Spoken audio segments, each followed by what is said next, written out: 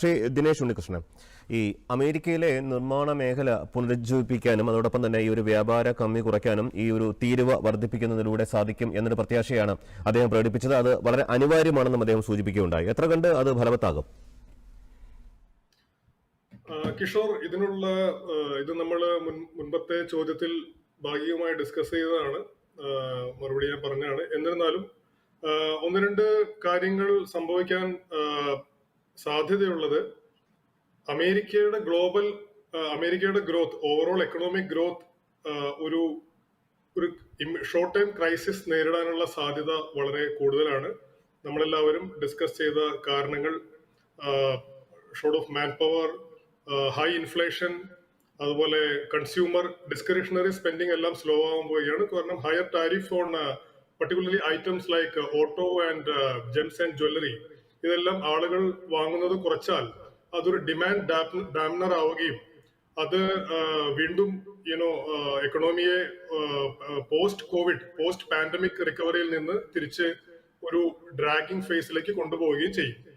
ഇത് അമേരിക്കയ്ക്ക് വലിയ തോതിൽ എക്കണോമിക് റിക്കവറിക്ക് ഒരു വിലങ്ങുതടിയാകാൻ സാധ്യത വളരെ കൂടുതലാണ്. മറ്റൊന്ന്, ഒരു കാര്യം സൂചിപ്പിക്കാൻ ആഗ്രഹിക്കുന്നത്, ഈ അമേരിക്ക ഇന്ന് ഇപ്പോൾ അനൗൺസ് ചെയ്തിട്ടുള്ള ഈ ടാരിഫിന്റെ മെത്തഡോളജി തന്നെ വളരെ സംശയകരമാണ്.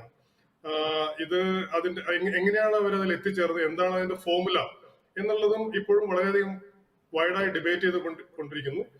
ഇപ്പോൾ മനസ്സിലാകുന്നത് trade deficit with a particular country divided by the total imports, അങ്ങനെ ഒരു പെർസെന്റേജ് കാൽക്കുലേറ്റ് ചെയ്ത് ഒരു 10% മിനിമം സ്ലാബും അതുപോലെ ഹയർ സ്ലാബ്സും വെച്ച് ഇമ്പോസ് ചെയ്തിരിക്കുന്നത് മനസ്സിലാക്കുന്നത്.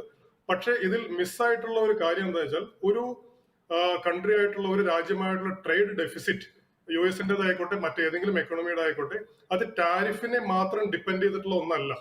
അതിൽ exchange rate, consumer interest, currency dynamics, മറ്റുള്ള ഒരുപാട് കാര്യങ്ങൾ അതിൽ വരുന്നുണ്ട്. ഇതെല്ലാം ഇഗ്നോർ ചെയ്തിട്ടാണ് ഒരു കട്ട് ആൻഡ് റൈറ്റ് ഒരു പ്ലാൻ ഫോർമുലയായിട്ടാണ് ഇപ്പോൾ ഇന്ന് ടാരിഫ് അനൗൺസ് ചെയ്തിട്ടുള്ളത്. ഇത് US എക്കണോമിക്ക് ഒരു വലിയ തിരിച്ചടിയായി വളരെ വൈകാതെ തന്നെ നമുക്ക് കാണാൻ സാധിക്കും. അൺലെസ് ഇവിടെ മറ്റു പലരും സൂചിപ്പിച്ചതുപോലെ ട്രംപ് ഒരു ബാക്ക് ഡീൽസ് ഇൻഡിവിജ്വലി ബയലാറ്ററലി മറ്റുള്ള രാജ്യങ്ങളുമായി എത്തിച്ചേരുകയാണെങ്കിൽ ഒരു പക്ഷേ അത് ഒരു ബാർഗെയിനിങ് സ്ട്രാറ്റജി ആയിട്ട് നമുക്ക് കാണാം. പക്ഷെ അത് എങ്ങനെ ഇവിടെ നിന്ന് ഇവോൾവ് ചെയ്യുന്നു എന്നുള്ളത് നമുക്ക് കാത്തിരുന്ന് കാണേണ്ട ഒരു വിഷയമാണ്.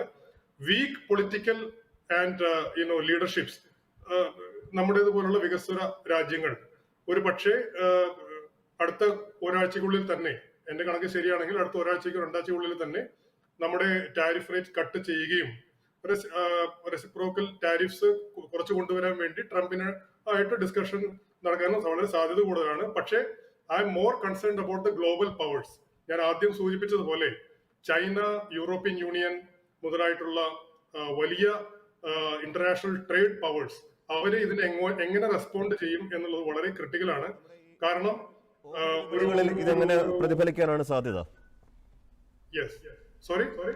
ഓഹരി വിപണികളിൽ ഇത് എങ്ങനെ പ്രതിഫലിക്കാനാണ് സാധ്യത? അത് നമുക്ക് ഇപ്പോൾ പറയുക വളരെ ബുദ്ധിമുട്ടാണ് കിഷോർ. നമുക്ക് കാത്തിരുന്ന് കാണേണ്ട ഒരു വിഷയമാണ്. I am afraid that this is going to worsen internationally. China, EU ഇതെല്ലാം റെസിപ്രോക്കൽ ടാരിഫായി വന്നു കഴിഞ്ഞാൽ നമ്മൾ ഈ ടാരിഫ് ഇഷ്യൂ മാത്രം ഐസൊലേറ്റഡ് ആയി കാണുന്നതിൽ കാര്യമില്ല. Overall global growth is going to get impacted. Global economic growth is on a very weak wicket. നമ്മളെ പോലുള്ള രാജ്യങ്ങൾ ഹൈലി ഇന്റഗ്രേറ്റഡ് ആണ് മറ്റുള്ള എക്കണോമീസ് ആയിട്ട്. US തന്നെ ജോബ് മാർക്കറ്റ് ആയിക്കോട്ടെ, ഇൻഫ്ലേഷൻ ആയിക്കോട്ടെ, എക്കണോമി ആയിക്കോട്ടെ, ഇൻട്രസ്റ്റ് റേറ്റ്സ് ആയിക്കോട്ടെ, we are in a high interest rate, high inflation scenario. അവിടെയാണ് ഇങ്ങനെ ഒരു not really unexpected big shocker has come. അപ്പൊ ഇത് ഗ്ലോബൽ ഗ്രോത്തിനെ ഡ്രാഗ് ചെയ്യുകയാണെങ്കിൽ, അടുത്തൊരു എസ്റ്റിമേറ്റ് ഞാൻ കണ്ടത്, next year global growth is going to be come down to 3% or even less than 3% from 3.2%. അപ്പോൾ ഈ ഗ്രോത്ത് സ്ലോ ഡൗൺ ചെയ്യുമ്പോൾ ജോബ് ലോസസ് സംഭവിക്കും, ആളുകളുടെ ഇൻകം, ലൈവ്ലിഹുഡ് നഷ്ടമാകും. ഇതെല്ലാം ഇന്റർ കണക്റ്റഡ് ആയിട്ടുള്ള കാര്യങ്ങളാണല്ലോ. അപ്പോൾ ഇത് not going to end well unless there is a U-turn.